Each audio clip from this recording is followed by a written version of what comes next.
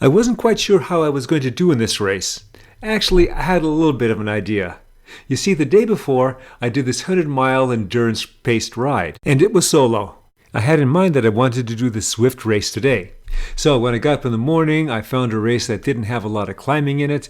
Okay, right now you're seeing I'm looking down at my pedals. What's happening, I'm having some gear slippage, and I'm wondering if my bike was seated incorrectly with the drops in the back. And I'm having to dig now more than I want to dig, but I got to get connected, so I'm just trying to be as consistent as I can. What I'm thinking about right now is the other thing I wanted to mention. How this race is categorized. So the last couple weeks I've been doing these little tiny races. And in the tiny races, I think the category goes something like 250 points to 400 points. And I am at 353. Yeah, that's kind of like top half, about 2/3 of the way up. In this race and other races that I've noticed, it's categorized from 350 to 500 points. So that means I'm pretty much at the bottom of the barrel. What makes matters worse, and I usually mention this in these type of videos because I distribute this to all the participants, so I have a lot of new people watching, I'm 69. So if you get nothing else from this video, just keep in mind that you just got to keep moving to be able to do the things that you want to do as you get older. If I remember, I'll stick a video in the description below, and if I don't do that, look on my channel for a couple of videos back on what I'm doing in my off-season training. That'll give you an idea of what I have to do just to keep up with everybody here. This race was a little longer than the usual that I've been doing, and this is about 15.5 miles, and it only has a little over 400 feet of climbing. Thank goodness. Because of timing and connection issues, I had about a 15-minute warm-up. Because I'm an old guy, I typically want to warm up that's more than 30 minutes. Now during this warm-up, I do some pickups to get ready, if nothing else, for the start. When I was doing those accelerations and 30-second efforts, I could tell I was laboring because of the day before.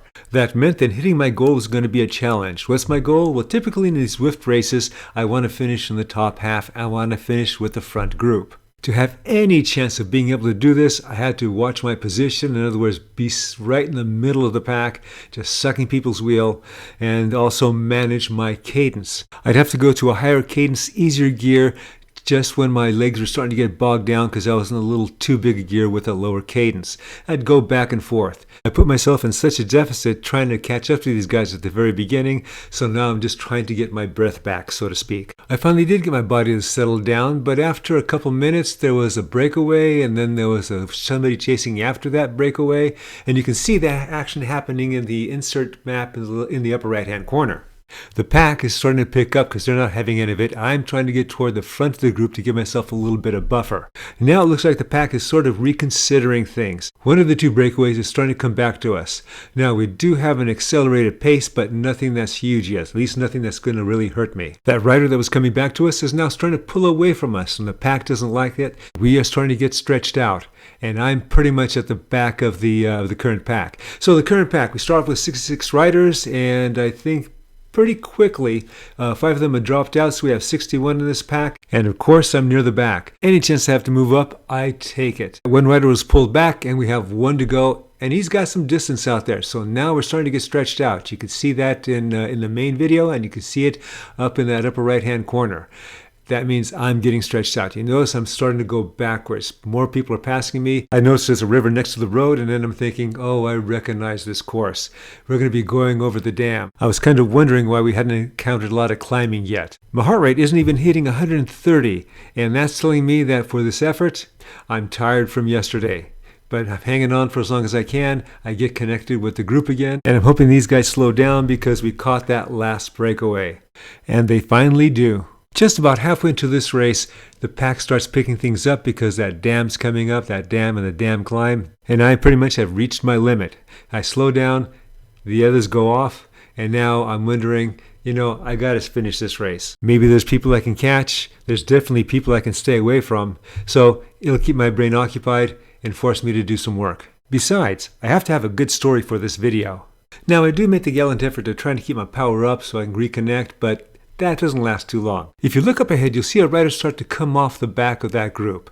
And if you look at the graphics in the upper right-hand corner, you'll see that I'm coming up on that rider now. Keeping in mind that we have just under 7.5 miles to go, I just can't put all the power out and get up to him. So I'm doing the slowest smooth, smoothest fast concept and just working my way up to him. All of a sudden, we're on that climb going over the dam, over the river, and so I was hoping to reach him beforehand, but that's not working out that way. I was certainly glad that he was slowing up on the climb. Now, this is Rob Hardwick from England. I don't know his age, but he's listed as a veteran, so that means he's an old guy like me. Maybe not quite as old, but over 50, probably over 60. When I first connected with Hardwick, I tried to pass him, but I had a hard time doing that, so eventually I just stayed on his wheel for most of the time. Sometimes I would go in front. Now, this time I was able to go in front and catch the next rider that we were coming up on, and that is V-Gas. Don't know his name, don't know where he's from. After we all connected, I had to be careful because I think I was the weakest one in the group. I just made my last jump to 1.6 miles to go. The reason I went to this point is because right now, this is where Hardwick is starting to take off. I've been looking at the graphics above me where the climb is, and so this is where I start to activate my feather power-up. I gained about 10 pounds this off-season. I need to take some weight off, at least virtually. I'm almost to Hardwick, but he has a lot of power going on and starting to pull away from me. Now, V-Gas is slowly getting dropped. He's about 1 second behind me now, and he's going to be losing a little more time, so I don't see him again. I am trying to get onto Hardwick's wheel, but that is turning out to be one tough endeavor. Finally, I got to slow up a bit, and he just keeps going. So now I'm looking at the graphics. I got V-Gas about 3 seconds behind me, and I got Jones about another 10 seconds behind V-Gas, about 13 behind me. So I got to make it to the finish before, and I'm not worried about V-Gas, I'm worried about Jones. It's less than half a click to go, and as long as I keep my power up, I should be fine. V-Gas, who is 4 seconds behind me, has Jones chasing him at 7 seconds. Now 6 seconds. Well, I make it without getting caught. V-Gas comes in about 4 or 5 seconds behind me, and Jones about 10 seconds behind him. Well, I hope you enjoyed this video and you got something out of it. Remember to look for my off-season video in the description below. And as always, remember, comment, like, subscribe. The Cycling Greek.